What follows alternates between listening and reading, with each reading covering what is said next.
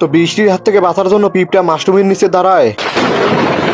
তো বেশি দূরে বাতাস হওয়ার কারণে একটি প্রজাপতি উড়ে পিঁপড়ার কাছে আসে। सारी रात पानी के लिए তো পিঁপড়া মাশরুমের নিচে প্রজাপতির জন্য একটু জায়গা রেখে সাইডে দাঁড়ায়। তো প্রজাপতি বেহুশ হয়ে যায়। তো পিঁপড়া প্রজাপতিকে ধরে মাশরুমের নিচে নিয়ে আসে।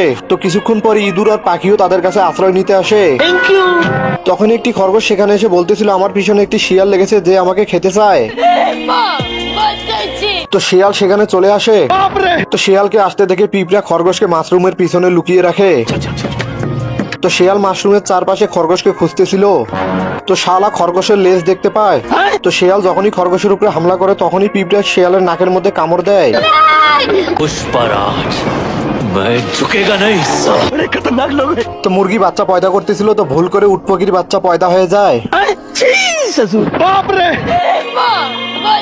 তো সব মুরগি উট পাখির বাচ্চাকে দেখতে আসে। नहीं नहीं नहीं सारुण के यहाँ कुछ तो गड़बड़ है। তো পরের দিন মুরগি বাচ্চাদেরকে খাবার খাওয়ার জন্য ডাকতেছিল। मुन्ना मुन्ना তো উট পাখির বাচ্চা একটি কেঁচোর পিছনে যাইতেছিল। कौन है बे?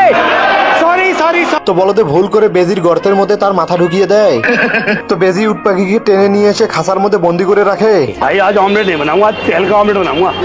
তো উট পাখির বাচ্চা অনেক ক্ষুধার্ত ছিল, তাই সবগুলো বম সে একবারে খেয়ে ফেলে। তো বেজি উট পাখির বাচ্চাকে খাঁচার ভেতর থেকে বের করে প্রেসার কুকারের মধ্যে ঢুকিয়ে তার ঢাকনা বন্ধ করে দেয়।